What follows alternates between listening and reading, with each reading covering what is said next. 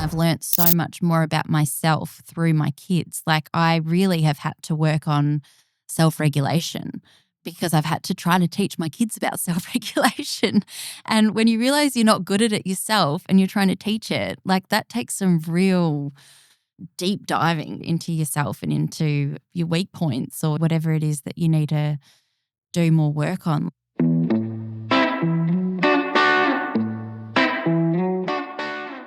Welcome to Season 3 of the Let's Check In podcast, where we make sense of the messy, uncertain middle of modern life through candid conversations and expert insights. I'm your host, Suzie McAvale. Let's check in. Have you ever reached a moment in your life where everything appears fine from the outside, yet inside you're carrying a complexity no one else can see? That quiet tension between the roles we hold and the realities we manage sits at the heart of today's episode. I'm speaking with Penny Moodie, author of The Joy Thief, mental health advocate, co-host of It's Not What You Think, and a voice reshaping the way we understand OCD, identity, and modern family life.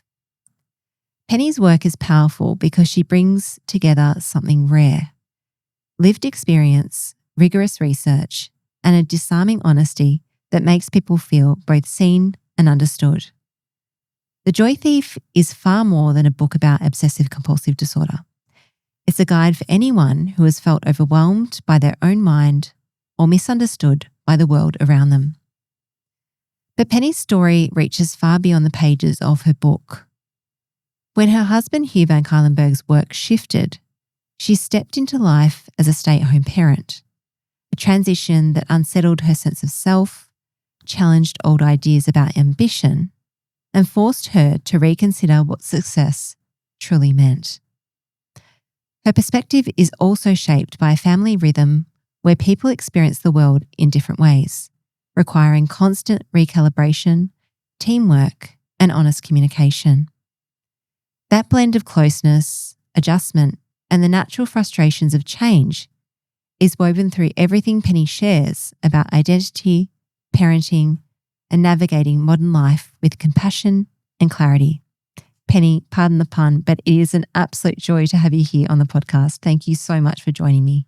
Oh, thank you so much, Suzie. That's honestly one of the most beautiful intros I've heard. If you can send it to me, that would be great. I feel like you've described things in my life better than I ever have. That's beautiful. Thank you. Oh, you're so welcome. Well, honestly, it's such a pleasure to have you. So that kind of leads us to the perfect start of this conversation. When you look back at your early signs of OCD in your life, what is it that stands out now that maybe you didn't have the language for at the time?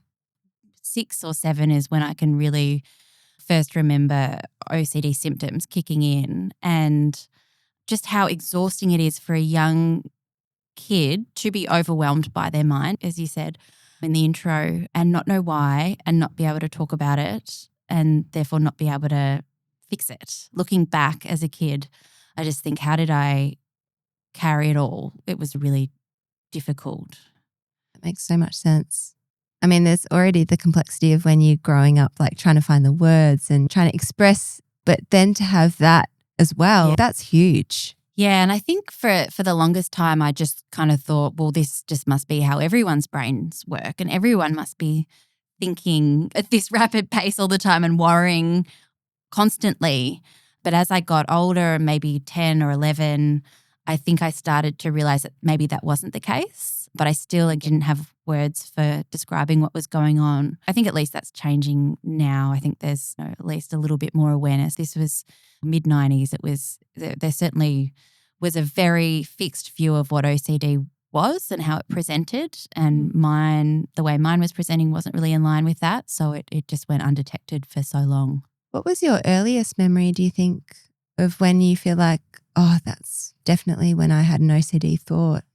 One was like I always had to correct something that I thought maybe was bad or out of line. Like, even if I burped or did something, I would have to then correct it and say, I'm sorry, excuse me, I'm sorry, excuse me, I'm sorry, excuse me. That's what I'd say in my mind, or I'd say it out loud in the bathroom.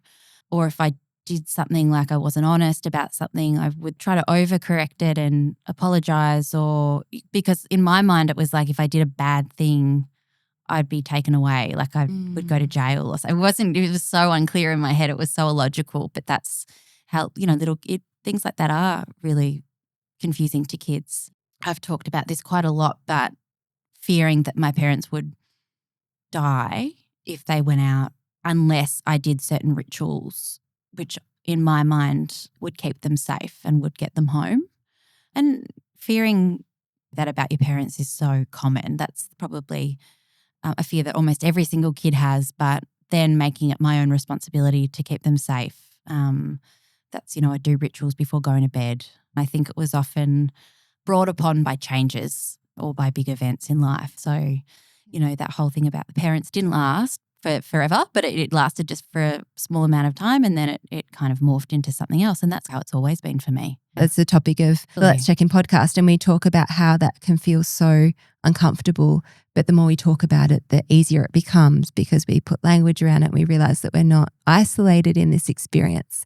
It's sounding like that uncertainty and that moment really propelled that next focus. Totally, yeah, because all the compulsions that I was doing was basically like feedback for my brain telling me that I am unsafe unless I keep doing these things that make me feel better in that moment. The interesting aspect of exposure therapy and that as a really effective treatment, it's almost counterintuitive, isn't it? I'm imagining it's a really difficult scenario that you don't want to be sitting in. If you want to talk a little bit about exposure therapy and what that might look like and how you talk about that in the book. Absolutely. I talk a fair bit about exposure response prevention, which I didn't start doing until I was about 31 years old, and that's when I was diagnosed.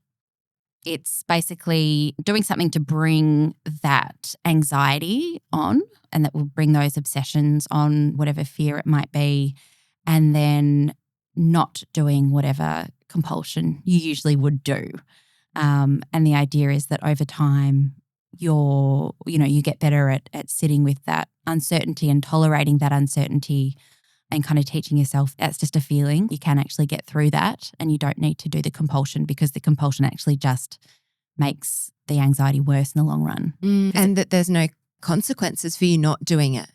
Yeah, you condition yourself over time. You can sit through it. Like it really is just a feeling of whatever it might be, fear, anxiety, disgust. They're feelings that, you can tolerate and it's uncomfortable, but the more you do it, the less uncomfortable it is. Yeah. Gosh, I feel like most people on the planet need a bit of time with that. Oh, completely. When I was writing my book about OCD, I interviewed an American psychologist, and he was saying, as awful as OCD is, if you can start tackling it, you'll almost be better off than people who don't have OCD, because we do all struggle with uncertainty.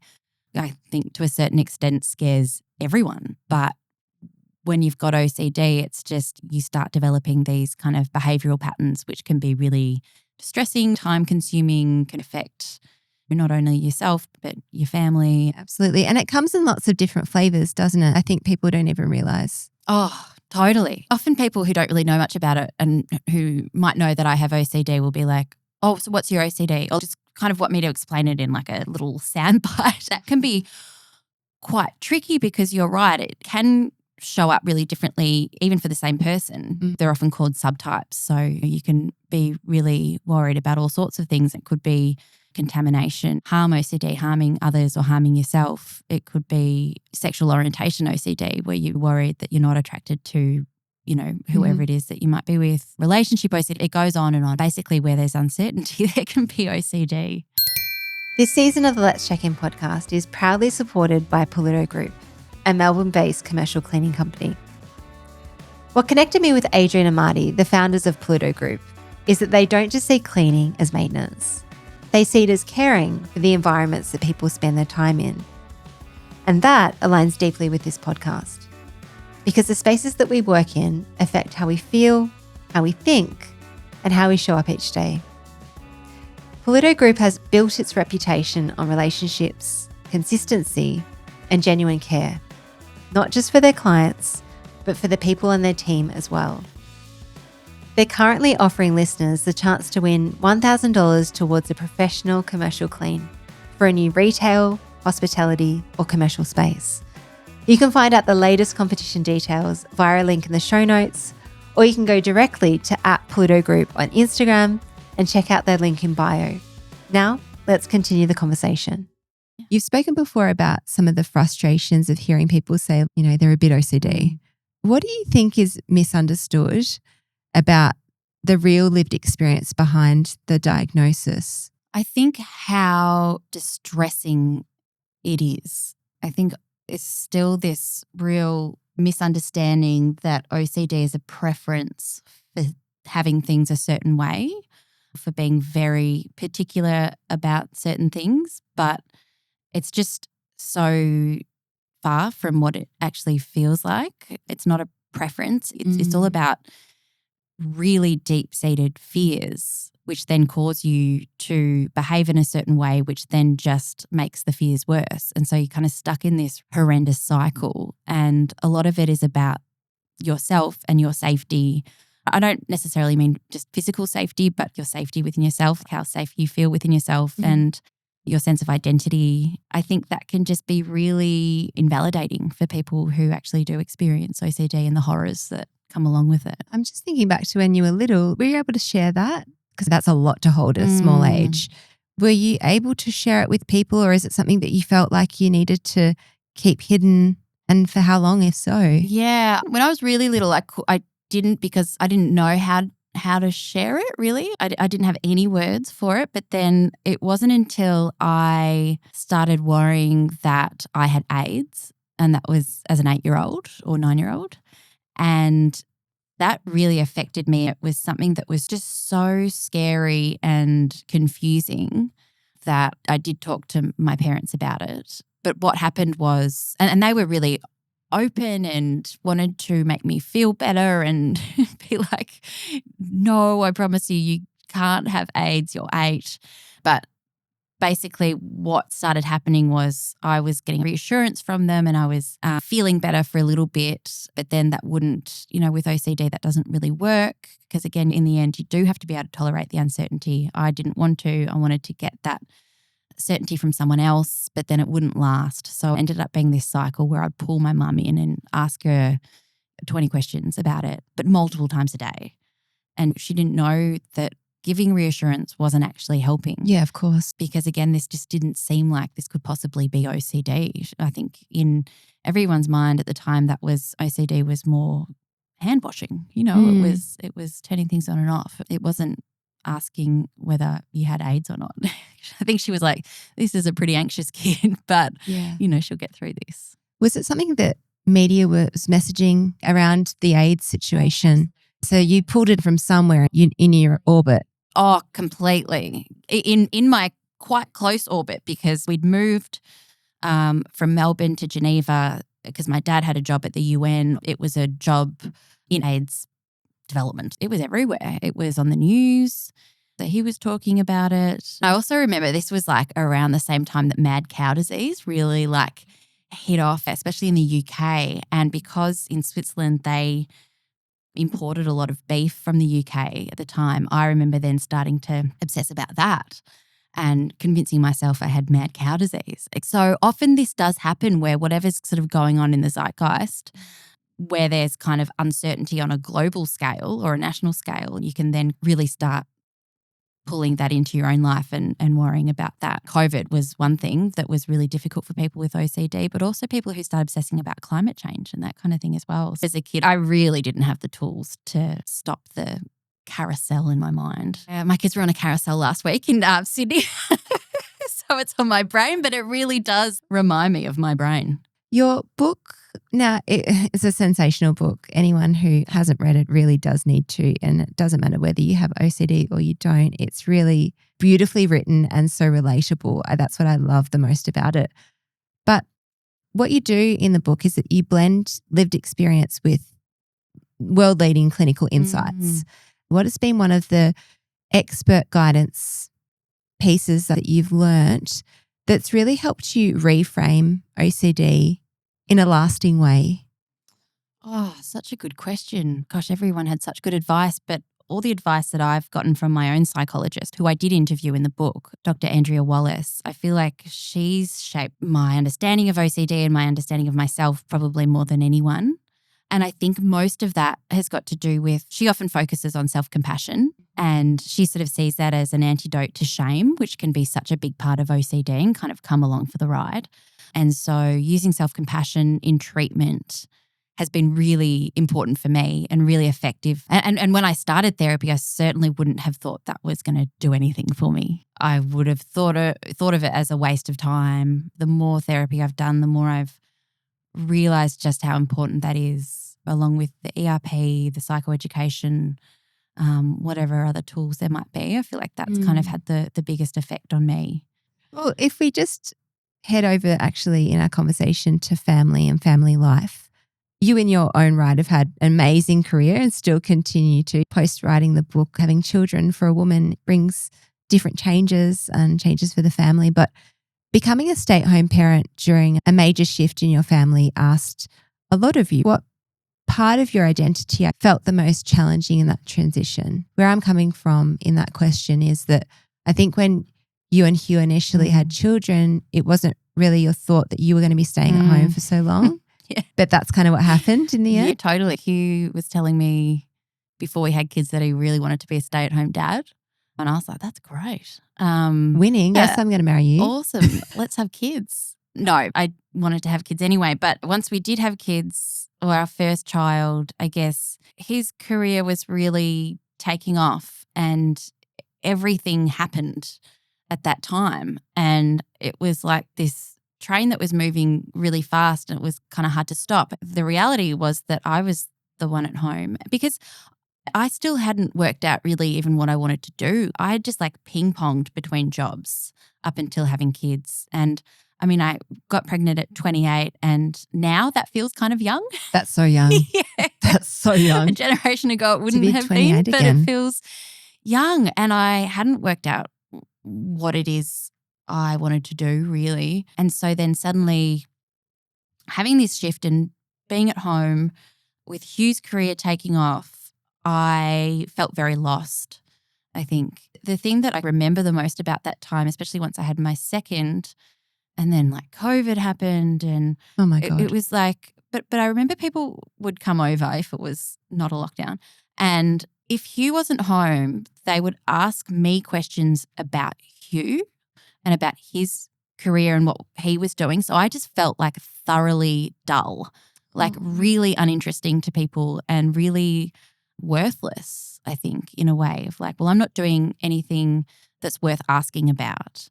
And that's why they're asking about him. And so I just felt really stuck. And looking back, I understand so much more about motherhood and matrescence and all that stage of life, which is so important and so valuable and so full of meaning. But I kind of didn't see that initially.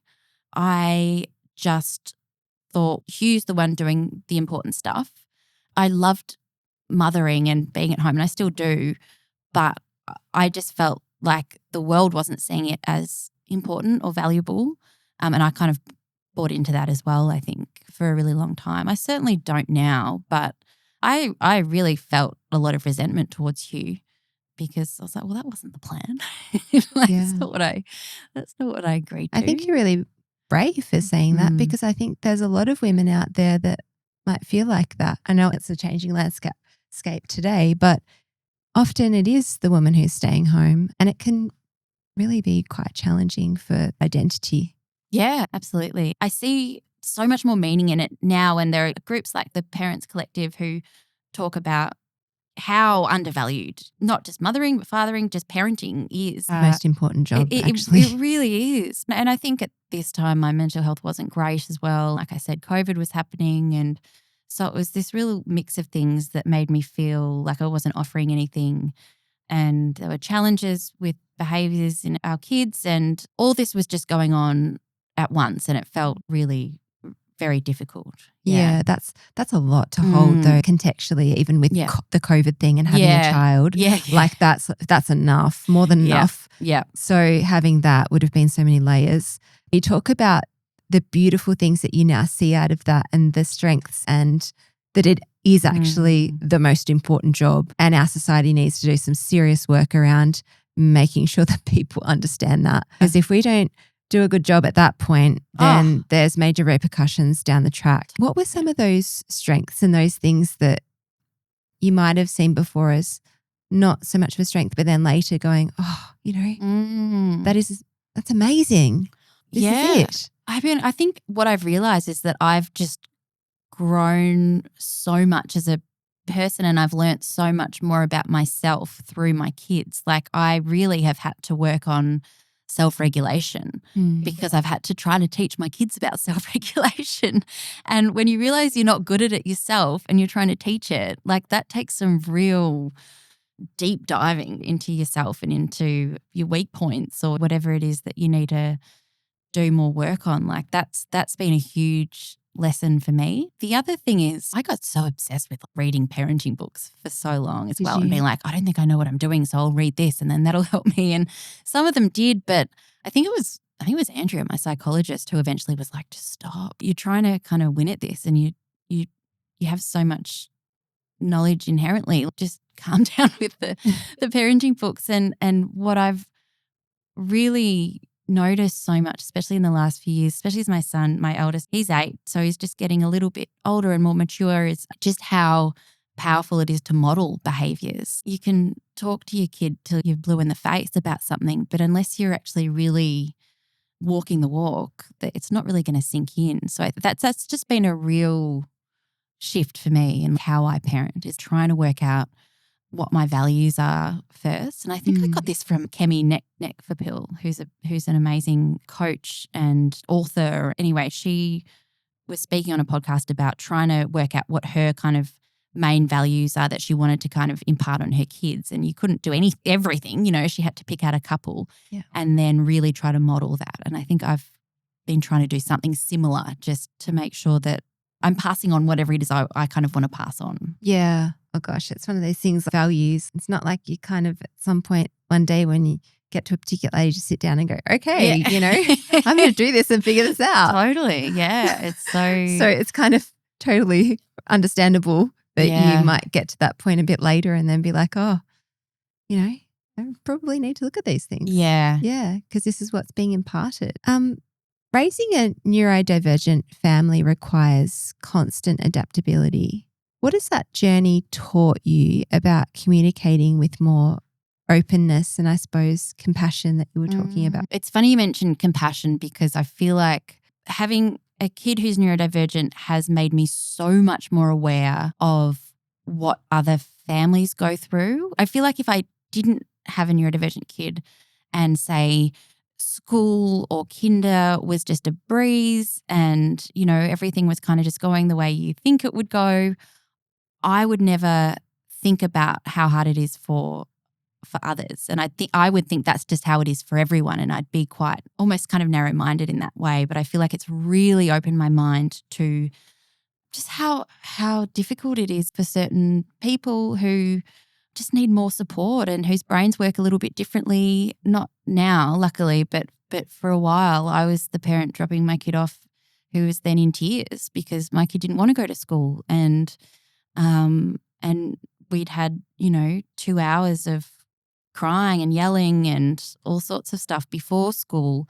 And the parents who would come up and give me a hug or just kind of get it just meant everything to me.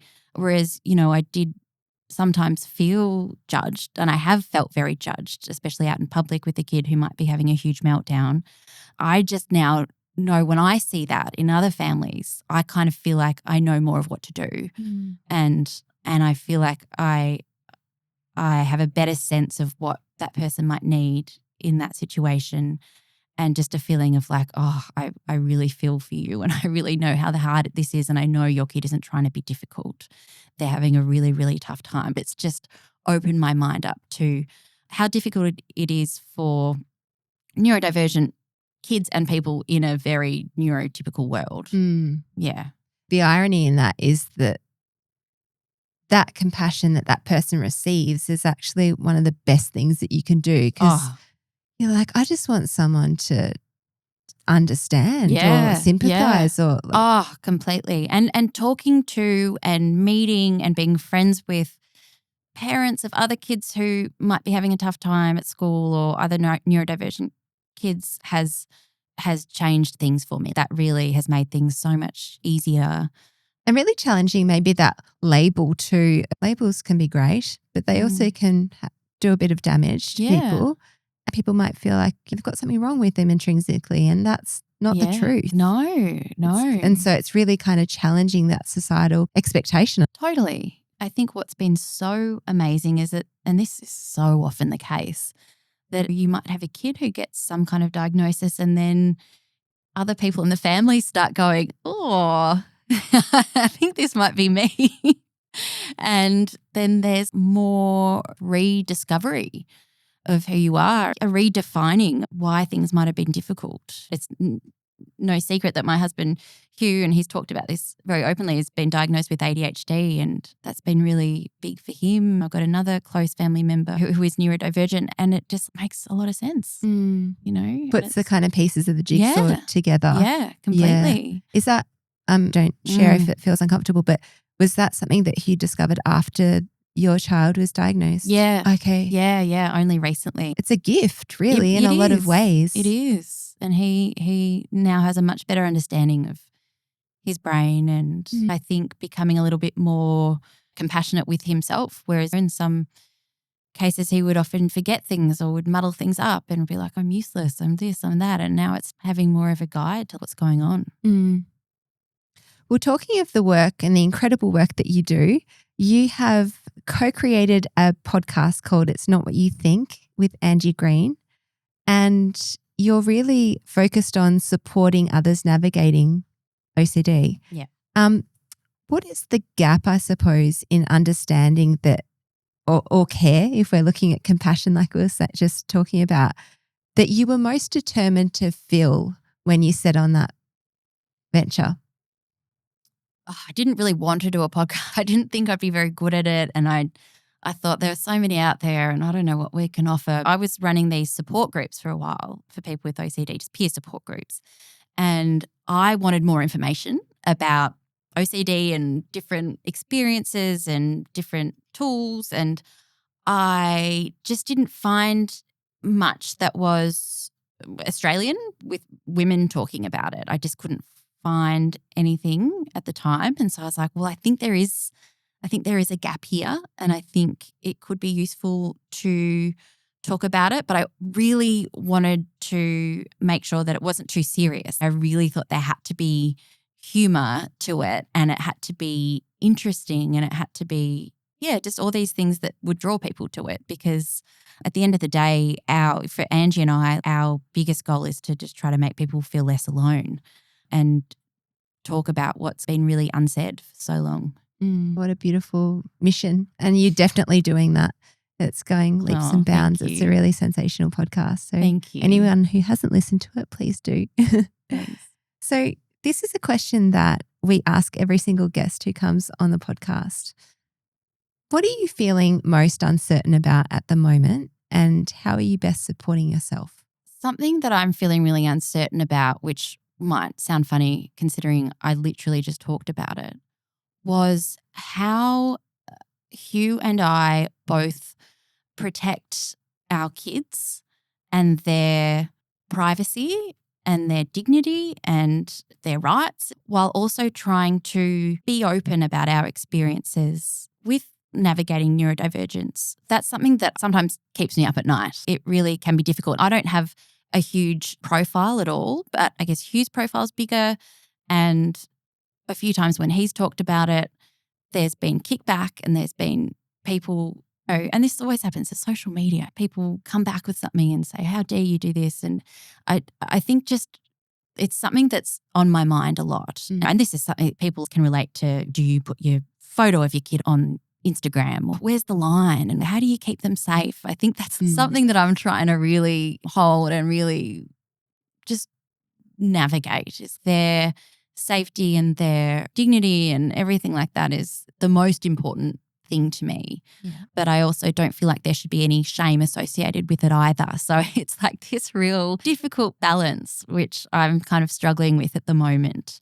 And I think Hugh struggles with, and we talk about it a lot. We're very open about it, and we discuss it. That's on my mind a lot currently. Yeah. So great that you guys can just be so transparent. Without it, it doesn't work, does it? No, and we always have to be on the same page when it comes to them. You know, we can absolutely be on different pages when it comes to other things, but when it comes to kids, it's absolute teamwork, and it has to be. It's something that we have also tried to talk to our kids about as well, and making them really informed about what they're doing and what we're doing. We're learning about as we go along. None of it is done without a lot of thought behind it as well. Penny, thank you. It has been such an insightful and grounding conversation. If Penny's words resonated with you today, you can find The Joy Thief through the link in our show notes, website, or our socials. While you're there, be sure to check out Penny's podcast, It's Not What You Think. If you connected with her honesty and clarity here today, you'll absolutely love the conversations that she and Angie are having on their show. Penny, it's been an absolute joy having you on the Let's Check In podcast. Thank you so much for joining me. Oh, thank you, Suzie. It's been the best. Sometimes the most helpful thing isn't another insight. It's a moment to let one really sink in. There's one idea from this conversation with Penny that I keep coming back to. It's how important it is to understand what's driving our behaviour rather than judging what we can see on the surface. Whether it's parenting, OCD, identity shifts, or family life, the instinct is often to control what feels uncontrollable or to solve it as quickly as possible. But what Penny points us back to is something deeper. Real change starts when we bring better tools, clearer language, and more compassion to what we're experiencing. Because when we understand what's really going on, we're far better placed to support ourselves and each other. Thanks for checking in with me today. If you haven't already, hit follow or subscribe so you don't miss an episode. And if this conversation resonated, share it with someone that you'd like to check in on. You'll find guest details, resources, and the link to the Let's Check In newsletter in the show notes. You can also follow along on Instagram, Facebook, TikTok, LinkedIn, and YouTube at Let's Check In Podcast. Before you go, a gentle reminder. This podcast is not a licensed mental health service, and it is not a substitute for professional advice. If something has come up for you, please reach out for support. In Australia, you can call Lifeline on 13 11 14.